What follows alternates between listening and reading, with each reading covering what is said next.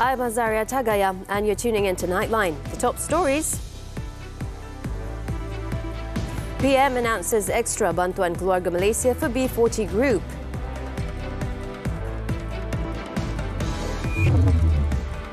And Education Ministry to review school syllabus this year.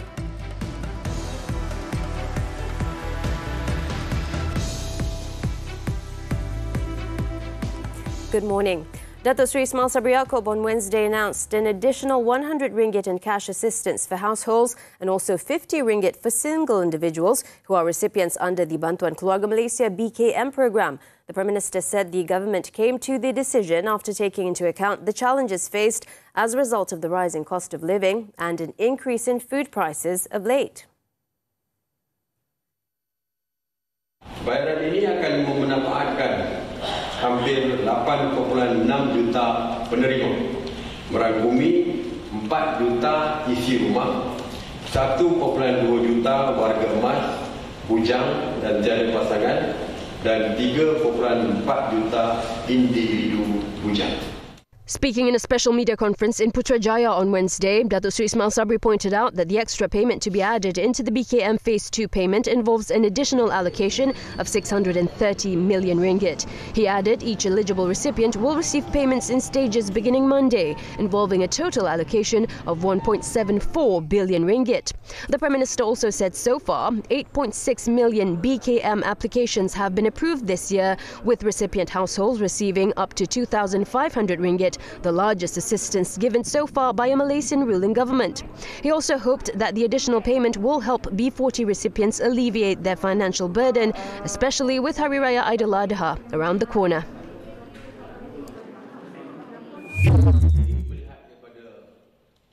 Meanwhile, Datuk Seri Ismail Sabri assured that the subsidy provided by the government for the 1 kilogram cooking oil in polybags, which began in 2007, will be maintained for the B40 group. The Prime Minister said the government has allocated 4 billion ringgit for cooking oil subsidies this year, compared with 2.2 billion ringgit last year and 500 million ringgit in 2020. He explained that the government decided to remove the subsidies for bottled cooking oil from July 1st as the temporary measure introduced by the government in August 2021 and was extended until now had been abused for industries, commercial and smuggling activities.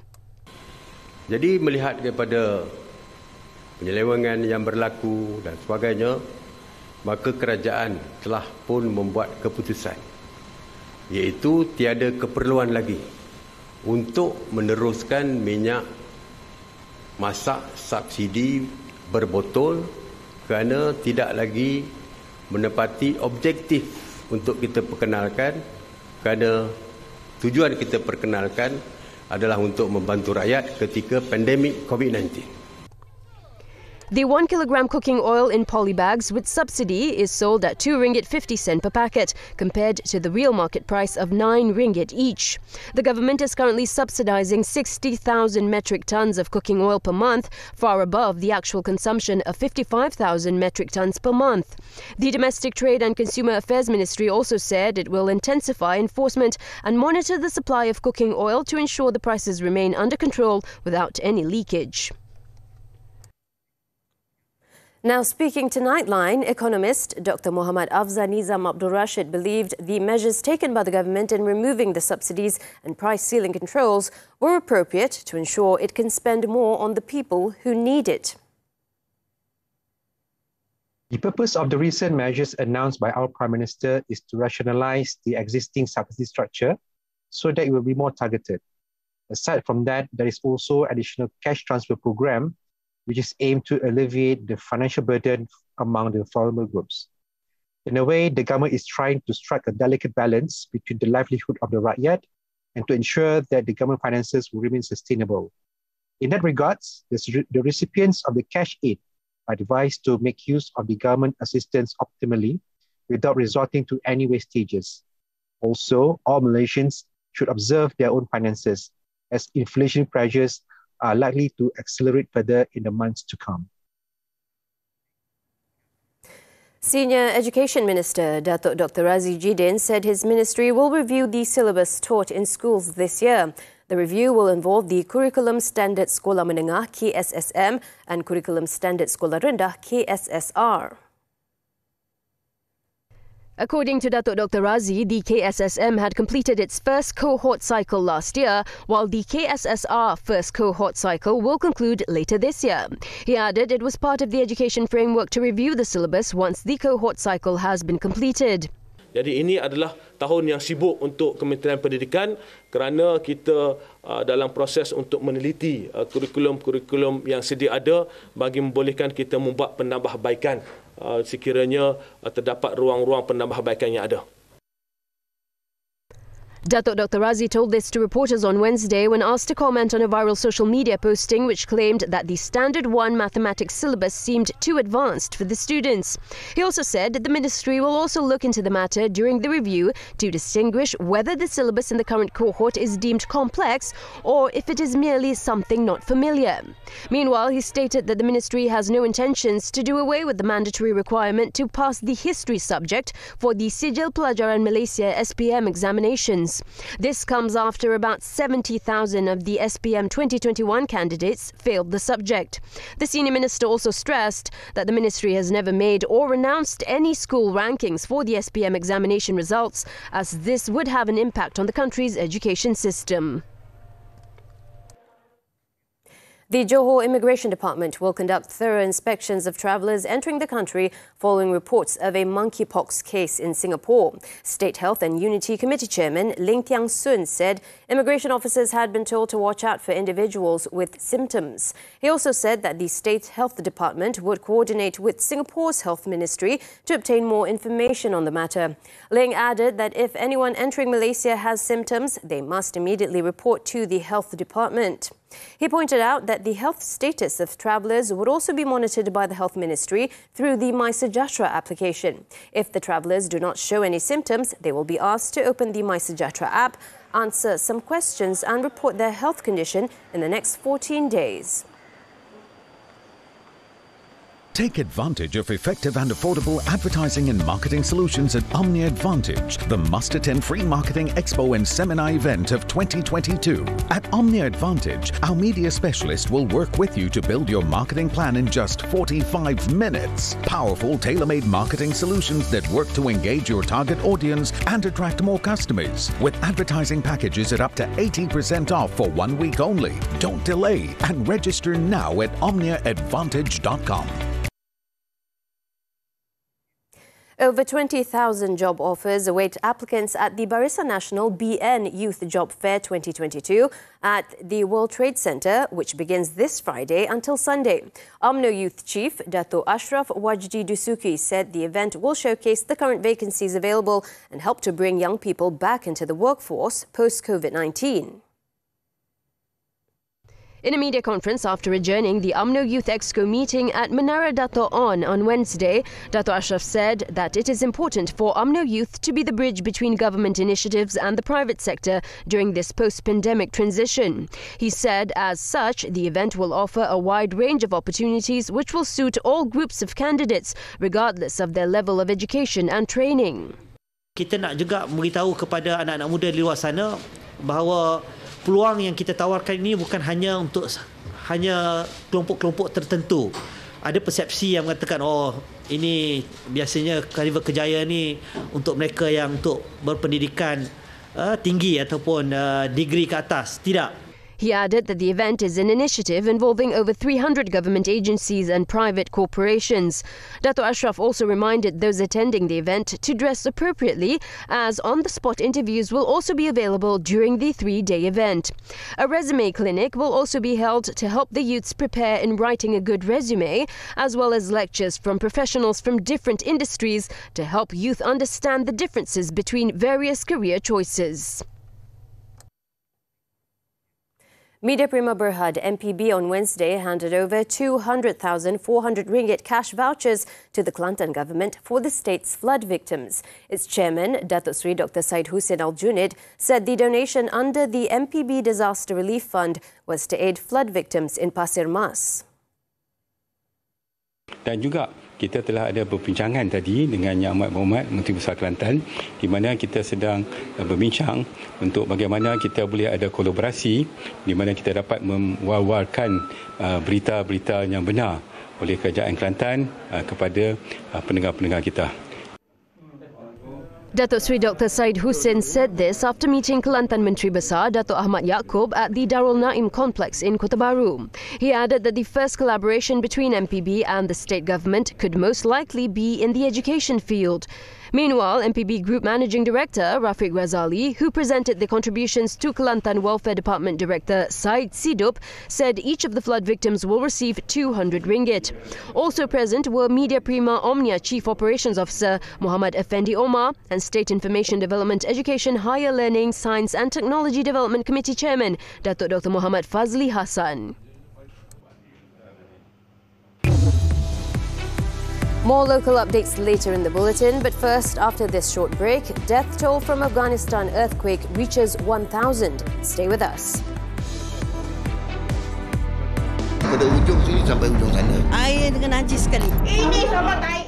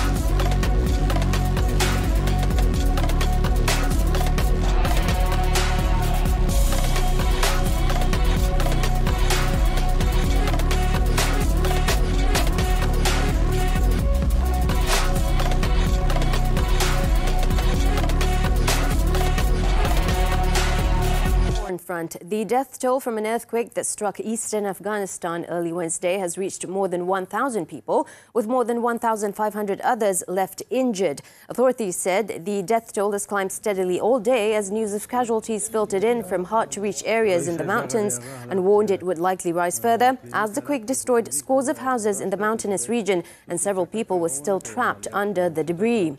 The 6.1 magnitude quake struck hardest in the rugged terrain of the east, where people already live hard-scrabble lives in a country in the grip of a humanitarian disaster made worse by the Taliban takeover in August. Adding to the challenge for Afghan authorities is recent flooding in many regions, which disaster agencies said had killed 11, injured 50 and blocked stretches of highways.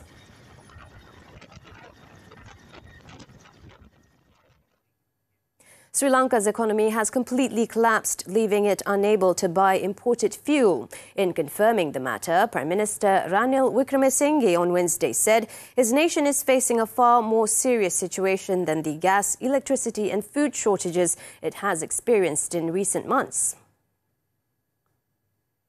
අපි මේ මූණ දෙන්නේ ඉන්ධන gas විදුලි බලය හා ආහාර පිළිබඳ ප්‍රශ්නයකට එහා ගිය බලපත්‍ර ප්‍රශ්නයකට. අපේ ආර්ථිකය කඩා වැටිලා. ඒකයි බරපතලම ප්‍රශ්නේ. සියලු ප්‍රශ්න විසඳා ගන්නට පුළුවන් වෙන්නේ ආර්ථිකය යලි ප්‍රකෘති තත්වයකට පත් කරගත්තොත් විතරයි. ආර්ථිකය ප්‍රකෘති තත්වයකට පත් කර ගැනීම සඳහා ඩොලර් අර්බුදය මුලින්ම විසඳාගත යුතුයි. Wickremesinghe, who is also serving as the finance minister, admitted that the government had missed the opportunity to rectify the situation. While Sri Lanka's crisis is considered its worst in recent memory, Wickremesinghe's assertion that the economy has collapsed appeared intended to emphasize to his critics and opposition lawmakers that he has inherited a difficult task that cannot be fixed quickly as the economy flounders under the weight of heavy debt, lost tourism revenue and other impacts from the pandemic, as well as surging costs for commodities. Myanmar's military rulers have, without explanation, ordered all legal proceedings against deposed leader Aung San Suu Kyi to be moved from a courtroom to a prison.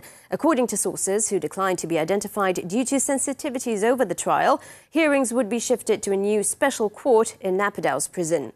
Aung San Suu Kyi's marathon court proceedings will also take place behind closed doors, with only limited information reported by state media. A gag order has also been imposed on her lawyers, whose only access to her is on trial days. Nobel laureate Aung San Suu Kyi, who turned 77 on Sunday, has been charged with at least 20 criminal offences since she was toppled in a coup early last year, including multiple counts of corruption. Aung San Suu Kyi denies all charges.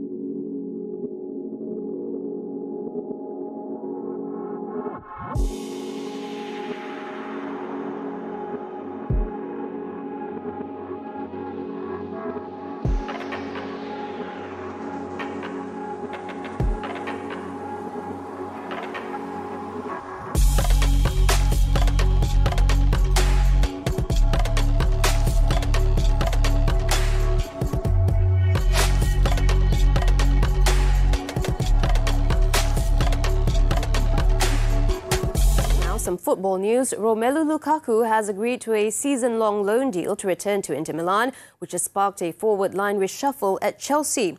The Belgian, who signed for a club record $120 million in the summer of 2021, will return to Serie A for a loan fee of $8.5 million. Lukaku might have finished his maiden term at Chelsea as leading scorer, but the 29-year-old courted controversy on several occasions, most notably in an interview with Italian TV, revealing unhappiness at Stamford Bridge. The Belgian hitman issued a public apology to Chelsea fans in January after that interview had backfired.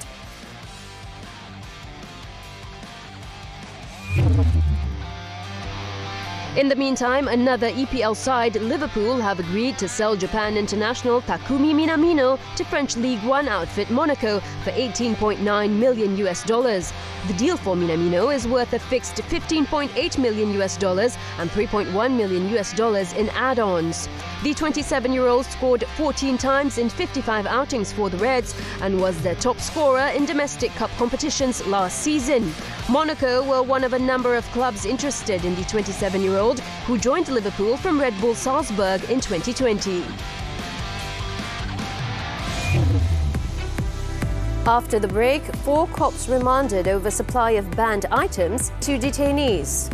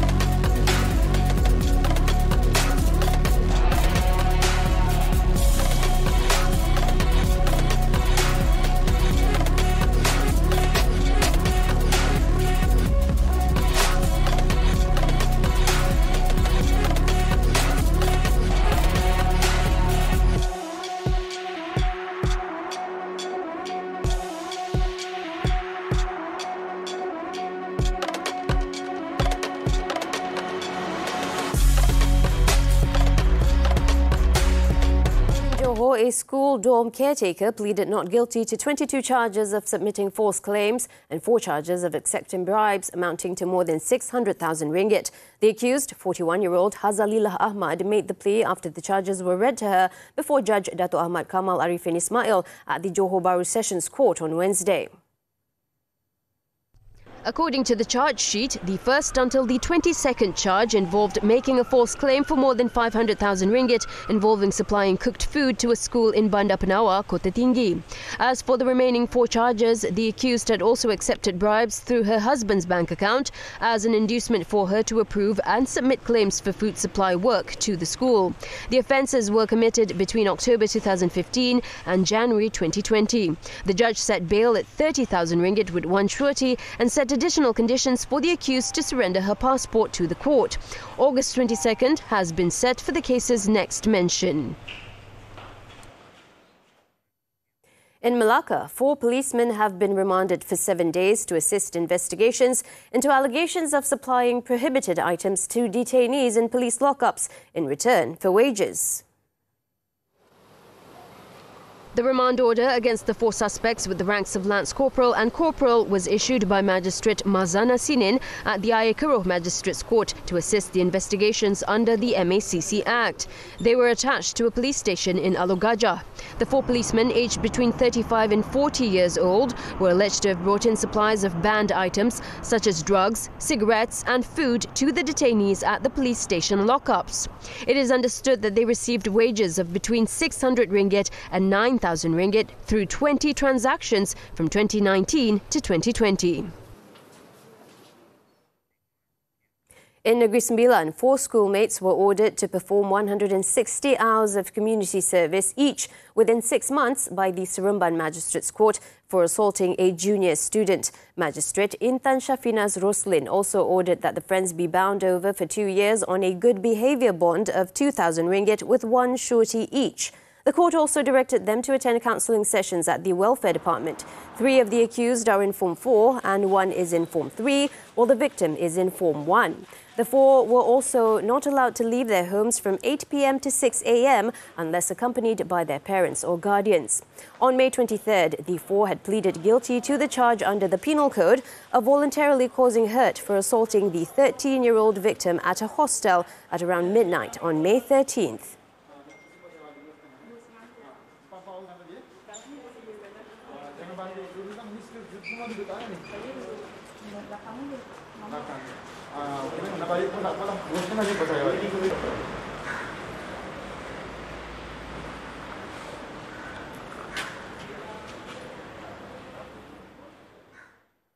Take advantage of effective and affordable advertising and marketing solutions at Advantage.